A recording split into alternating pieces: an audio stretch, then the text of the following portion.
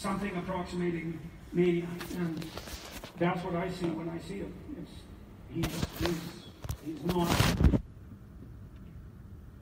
being swallowed up by the risks associated with this genius, and part of that, I suspect, is a consequence of isolation. Is that, see, one of the things that happens to people when they get famous is that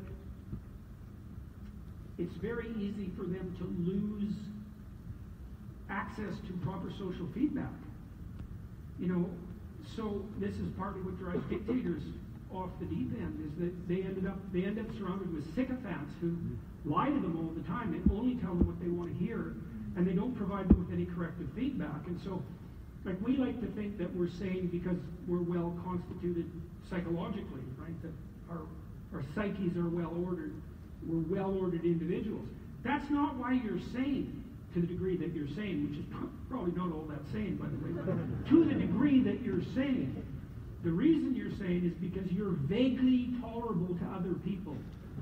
And so there's a bunch of them around you, and they keep telling you how you're stupid and insane. And if you listen, then you don't get too stupid and insane. And so, I really mean that. So, for example, if you're at a party and you're telling a joke, and it's not funny, then people won't laugh. And that's an indication to you that your joke is not funny. And you couldn't figure that out, because if you could, you wouldn't have told the joke. But if you're the least bit aware, and you get that social feedback, you're going to think, oh, well, people didn't think that was very funny. Maybe I should reconsider my joke, or even what I think is funny. And people are always doing this with you, because they'll attend to you or not. They'll smile at you or not. They'll frown at you or not. They raise their eyebrows, ignore you. We're just in this sea of sociological feedback. And if we're fortunate, we're surrounded by people who are giving us the kind of feedback that keeps us on the straight and narrow. And one of the cataclysmic consequences of fame, potentially, is that you lose all that. And then you think, well, all of you in this audience, you have your own peculiar way that you would go to hell in a handbasket if you allowed yourself to. Some of you more introverted types, you might just isolate yourself until you had no one around you at all. And the extroverts, they're more likely to be impulsive party animals, so that's their catastrophe. And the creative people are, well, they're susceptible to mutable identities, so they can destabilize themselves. And the people who aren't creative get locked into a rut and can't transform. And the disagreeable people are so critical and harsh that they can become callous and cruel. And the agreeable people are so forthcoming with other people that they get resentful and bitter, and etc. Right? We all have our temperament with its accompanying temptations, and we all have a proclivity to blow out on our weakest side. And one of the things we do to fortify ourselves against that is to surround us with people who care about us, and then pay attention to them, because they'll just tell you nonstop in 50 different ways, signaling in large part by their facial expression whether or not you're acceptably sane at this moment. And all you have to do is be alert to that, and you can keep yourself regulated. And if you're famous, that can disappear on you. And I think that's I'm speaking as an outsider. I don't know the details, but to the degree that I can see what's happening, he's got a grandiosity about him that's associated with kind of a manic energy, and that manic energy could drive creativity. The data on that are quite clear, but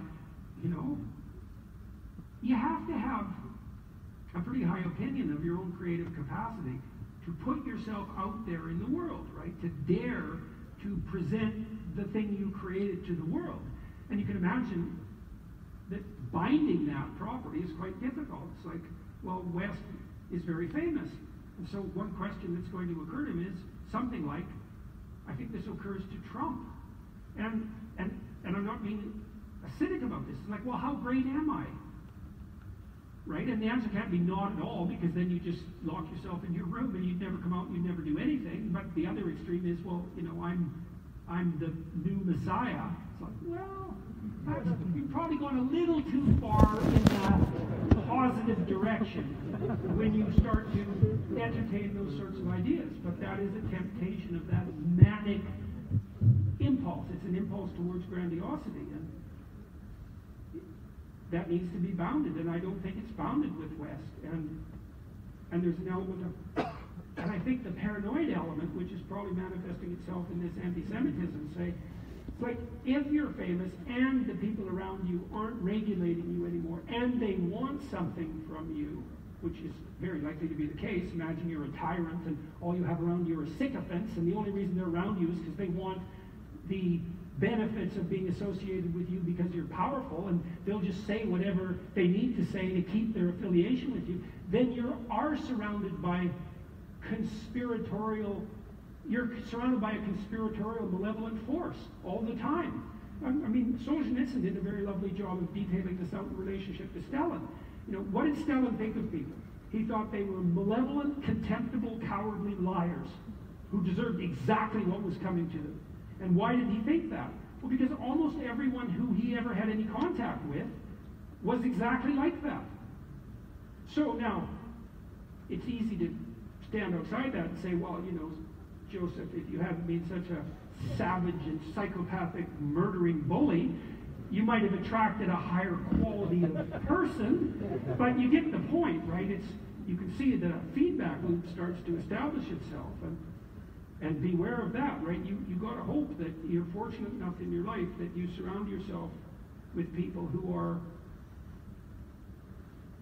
aren't just using you instrumentally, right? They actually care for you, and when you deviate in whatever manner your proclivity takes you, they say, yeah, back in line there, buddy.